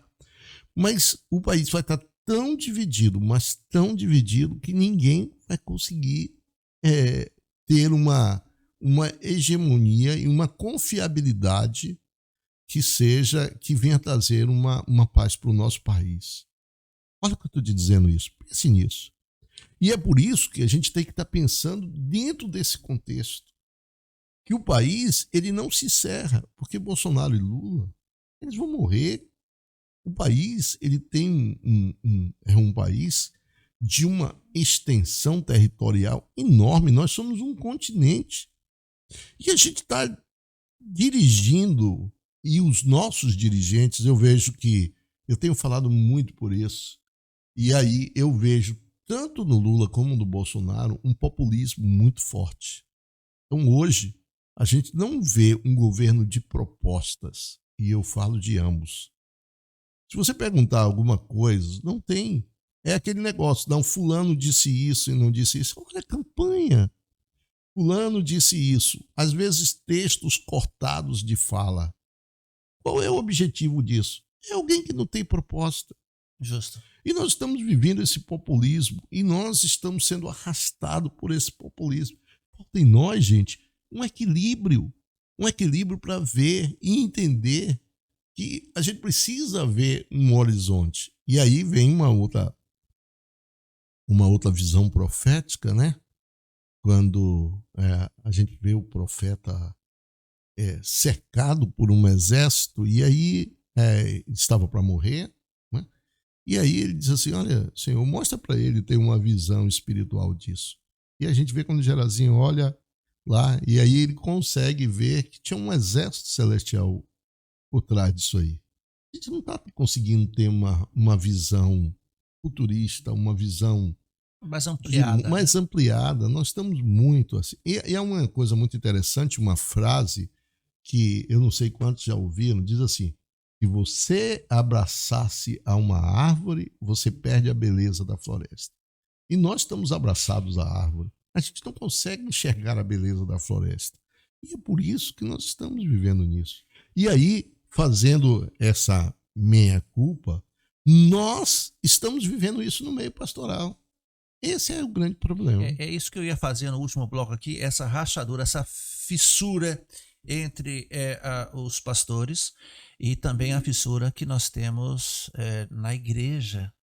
E você disse uma coisa interessante, depois, para o governo, seja Lula ou seja Bolsonaro, vai ter uma grande dificuldade de governar. Por quê? Porque não tem 100%, né? Vai se ganhar com uma margem pequena, não vai ser uma, né? Sim.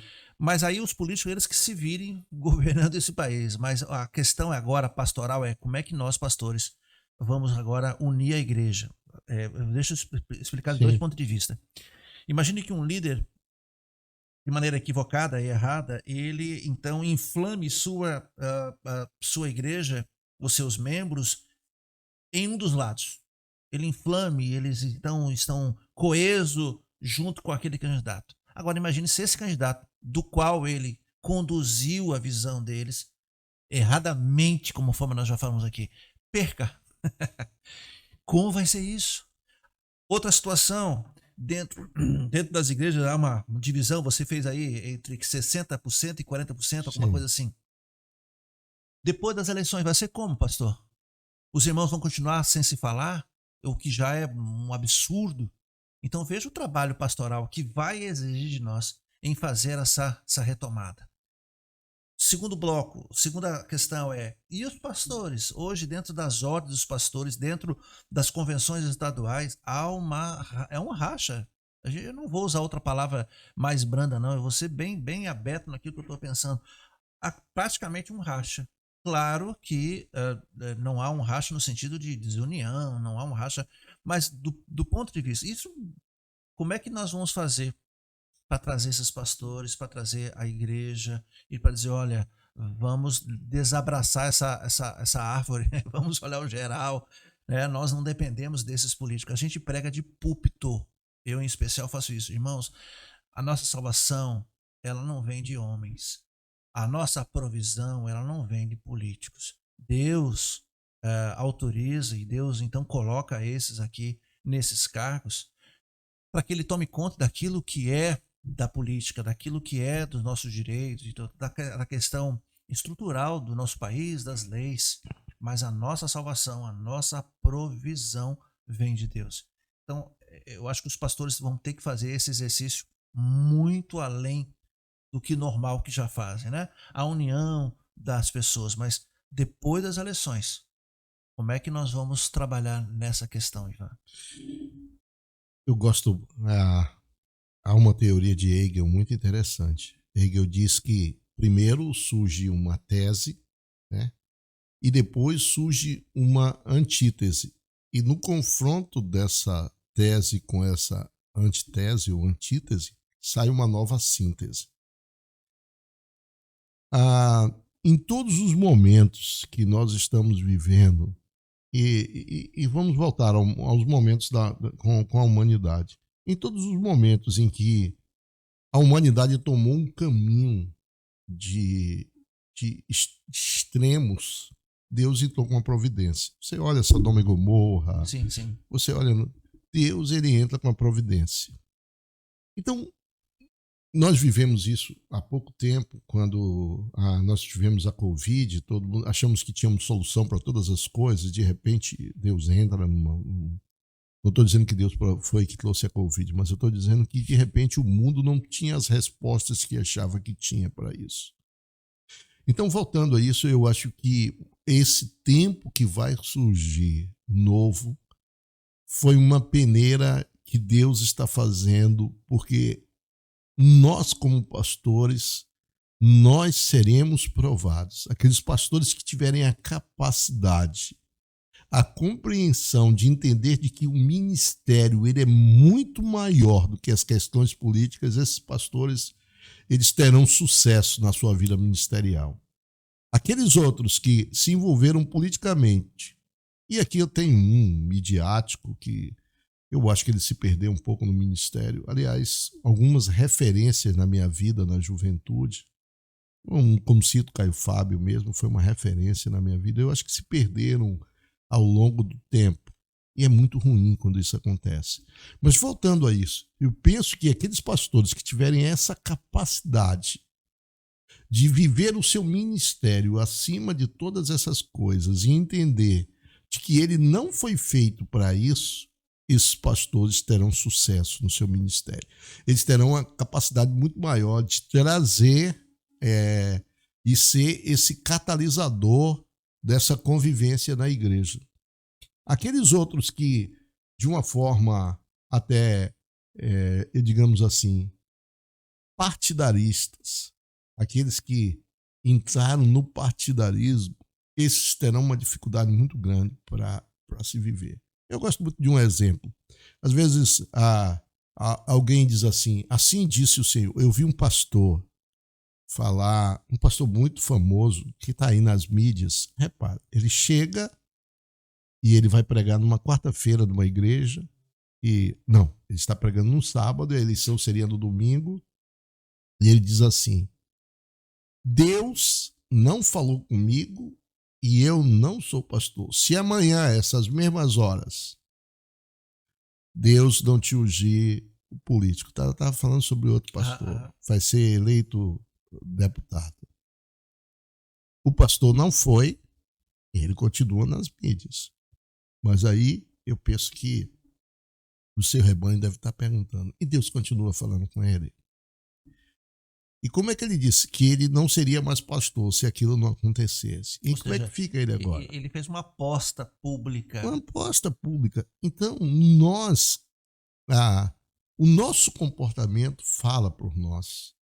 E é isso que, mais uma vez, eu volto para essa questão, essa postura. E aí você falou muito uma coisa interessante, Repare se não é uma coisa hoje inteligente. Você quer andar com alguns pastores que tenha algo para te dar. Eu hoje não consigo, e aí eu falo muito do Cajado Amigo, que é o nosso Zap. A gente coloca lá cada coisas absurdas, não é?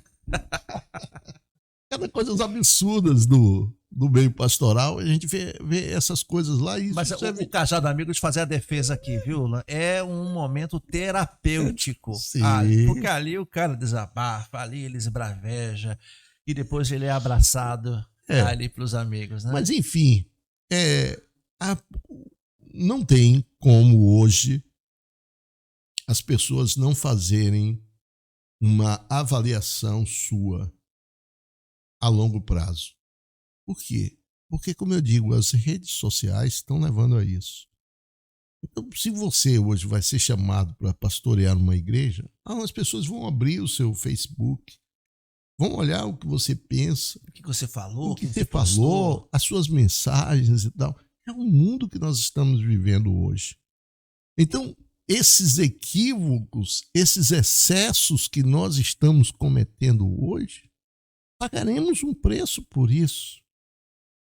E aí há um livro muito interessante, escrito por uma Marília Camargo, uma ex-repórter da Globo, e Feridos em Nome de Deus. É um livro muito interessante. Esse livro fala sobre pastores que falaram em nome de Deus e levaram pessoas a situações mais adversas. Entre tantas, um dono de uma escola, ele tinha uma escola, ele era um homem muito bem financeiramente, e o pastor disse que ele deveria vender a escola e acabar com a escola e fazer a escola na igreja, na denominação. Ele vai, faz isso, 2 anos depois esse pastor acaba com a igreja, esse homem se torna pobre, e isso está lá no livro. E aí a gente começa a ver essa situação. Então a minha palavra assim que eu penso, e respondendo direto é sua, sobriedade. Sobriedade. E há uma outra passagem bíblica muito interessante para a gente estar pensando, é aquela passagem de Marta e Maria. Marta não tinha mais intenções.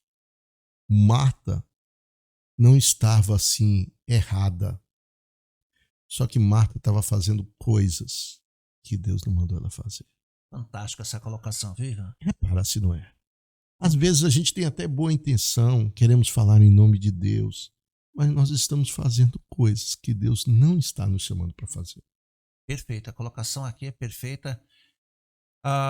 Alguns pastores enganjados, então, na política aberta, se filiando abertamente em favor de A ou B, e quem sabe não estão fazendo isso, como você mesmo colocou, de maneira não olhando para o lado errado, mas na tentativa de acertar, na tentativa de cuidar, na tentativa de preservar os direitos dos evangélicos e Sim, fazendo coisa que Deus não mandou.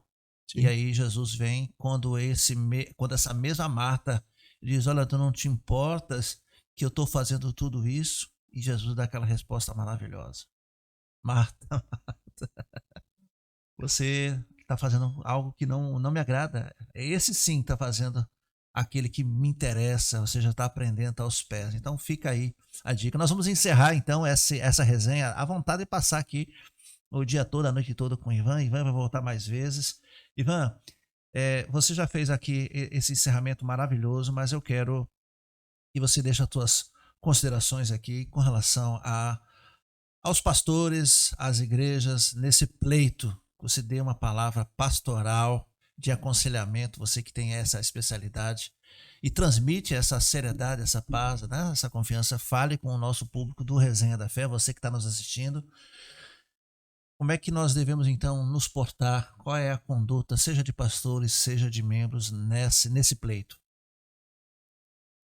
Eu pensei numa ilustração aqui. Ela me veio agora, eu realmente não programei, mas ela me veio agora. Diz que um piloto de avião, ele cai numa tribo e quando ele cai nessa tribo, aquela tribo diz assim: você vai ser o nosso rei.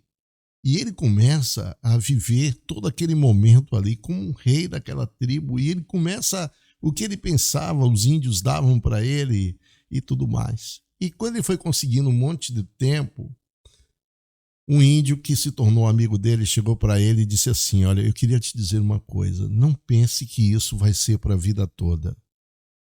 Quando você chegar a determinada idade, nós vamos pegar você e vamos colocar você naquela outra ilha lá, e você vai ficar sozinho e vai morrer naquele lugar. E você só precisa entender isso. E aquele homem ouviu aquilo do índio e ele começou a ter uma vida diferente. Em vez de ficar sentado no trono, ele começou a ir mais vezes naquela ilha onde ele iria passar a velhice dele. E aí, quando chegou um determinado tempo, os índios se juntaram e chegaram para ele e falaram: olha, quero dizer que você não será mais o rei nosso e, como é o costume aqui da nossa tribo, você vai para aquela outra ilha lá e você vai ficar lá. E aquelas pessoas que eram mais próximas daquele índio começaram a chorar muito, muito mesmo, que tinham feito uma amizade com ele, com aquele piloto, e começaram a chorar. E ele disse para aquelas pessoas: não chorem. Desde o dia que eu fiquei sabendo de que eu iria para aquela outra ilha, eu comecei a me preparar para isso. Eu comecei a construir uma casa lá naquele lugar, coloquei uma rede, coloquei umas coisas que eram muito necessárias para mim, então eu me preparei para viver naquele lugar. De maneiras que eu não estou nem um pouquinho triste, porque lá, na verdade, a minha cabeça hoje está mais lá do que aqui. E ele foi. E qual é a lição que fica para nós? É que nós estamos vivendo como se aqui fosse esse tempo todo essa coisa. E nós, pastores, estamos vivendo esse momento. E como aquele piloto, vai chegar um momento que a gente vai para uma outra ilha, viver num outro lugar. E se a gente se ficar muito preso a essas coisas aqui, a gente vai correr um risco muito grande de colocar em risco o nosso futuro. O futuro como pastor. E aí eu gosto muito dessa coisa material também, sabe? Não viver só falando de uma vida. Você tem uma igreja, você tem filhos para criar, você tem uma esposa para cuidar. E muitos pastores estão arriscando tudo na sua vida, o seu ministério, a sua vida, em envolvimentos políticos, passageiros. E olha que o fim dessas coisas estão chegando. Então, a minha palavra aqui, tem algumas coisas que nós precisamos ter, viver como nosso Deus, com uma sobriedade tremenda. A gente vê nos livros de Augusto Cury falando sobre Jesus. Ele diz que como começou a estudar a personalidade de Jesus, ele, assim, se converteu. E pastor, encerrando, os fariseus, os saduceus, doutores da lei, se juntaram para fazer uma pergunta para Jesus. Jesus havia acabado de curar um aleijado. E eles perguntaram para Jesus assim: em nome de quem que você faz isso? Eu gosto dessa visão psicanalítica de Jesus incrível. Em nome de quem que você faz isso? Aqueles que estavam provocando Jesus queriam que ele dissesse assim: eu faço isso em nome do meu Pai. Era uma resposta correta? Era. Sim, sim. Mas ele estava começando o ministério dele. Se ele diz ali: eu estou fazendo isso em nome do meu Pai, o ministério dele acabaria ali, porque aquele povo que estava ali de junto ainda não tinha certeza de que ele era o Cristo. E ele tinha que pregar, tinha um ministério de 3 anos para pregar. Então ele diz assim: eu vou responder, eu vou fazer uma pergunta para vocês. Se vocês responderem a minha pergunta, eu responderia de vocês. E o batismo de João Batista era do céu ou da terra? Parece uma coisa do outro mundo. E eles ficaram calados. E Lucas, falando sobre isso, diz assim: eles não responderam, porque se ele dissesse é da terra, ele diria assim, aquele povo iria contra ele, contra os doutores da lei. E se ele dissesse é do céu, ele ia perguntar por que não acreditou. Então eles ficaram em silêncio. E ele disse: como vocês ficaram em silêncio, eu também ficarei em silêncio. A gente precisa ter essa sobriedade para não só falar coisas que Deus não nos mandou falar. Eu acho que esse é um momento que requer de nós essa sobriedade, essa capacidade de não se envolver até a alma com questões que não são fundamentais para o reino. É isso que eu vejo, Chivisco. Legal, muito legal.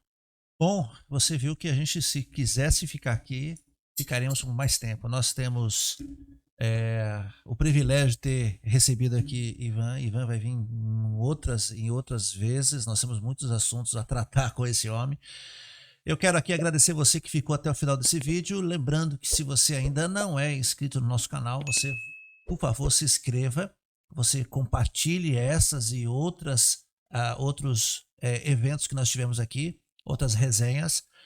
E você acione o sininho da notificação. Por quê? Porque toda terça-feira tem um assunto novo. Vai que você esquece. E aí você acionando os sininhos, você vai ser notificado aí de outros assuntos, né? A resenha tem essa proposta de trazer pessoas e trazer assuntos diversos envolvendo a fé, né? Assuntos da atualidade. E nós queremos contar com a sua curtida, com a sua presença, com a sua participação. Ivan, Deus abençoe grandemente a sua vida, o seu ministério. E nós queremos aqui confirmar a sua presença em outras resenhas. Amém. Posso só dar uma palavrinha aqui? Eu queria fazer um convite para você que é diretora de escola evangélica ou é diretora de uma escola. A Associação dos Policiais Federais aqui em Salvador está com um projeto chamado Projeto Federalzinho. O Federalzinho é um herói da Polícia Federal que ele fala sobre 3 coisas, Marcos. Ele fala sobre como as drogas prejudicam, como manter o meio ambiente e como você evitar o trabalho infantil. Esse herói ele vai falar sobre essas 3 coisas. É um projeto que está saindo do Ministério da Cidadania, provavelmente ainda esse ano, no mês de outubro, novembro, nós estaremos com esse projeto e você pode ajudar. Você mora numa área de muito risco, você tem uma escola e você queria que policiais federais dessem aulas para os seus alunos sobre esse assunto, você manda aqui uma mensagem para o Chevinsky. Vai estar na descrição desse vídeo aqui. Interessante isso aqui, viu? Olha, aí caberia uma resenha só para falar disso aqui, né? Vamos. Legal. Então você pode entrar na nossa descrição, eu vou deixar ali o contato. Sim. Né? Agora, só uma dúvida. Esse é um projeto de abrangência dentro do estado da Bahia, dentro de Salvador, a nível nacional? Como é isso? Bom, esse projeto é um projeto da ANSEF Nacional. O que é a ANSEF Nacional? É um projeto a nível nacional. E os parceiros são a Polícia Federal, o Ministério da Cidadania e a Associação dos Policiais Federais. Mas, inicialmente, esse projeto, que já está pronto, já foi aprovado, ele será um projeto para 1.000 crianças entre 9 e 14 anos. Entre 8 e 14 anos, né? Então, esse projeto inicial será para 1.000 jovens de 8 a 14 anos aqui em Salvador e região metropolitana. Mas é um projeto que já é macro e que em breve, em outro momento, provavelmente 2023, ele alcançará todo o Brasil. Legal. Ivan, obrigado por você ter vindo. Que bom. Parceirão. E nós vamos ficando por aqui. Nos encontramos na próxima resenha. Fique com Deus. Amém.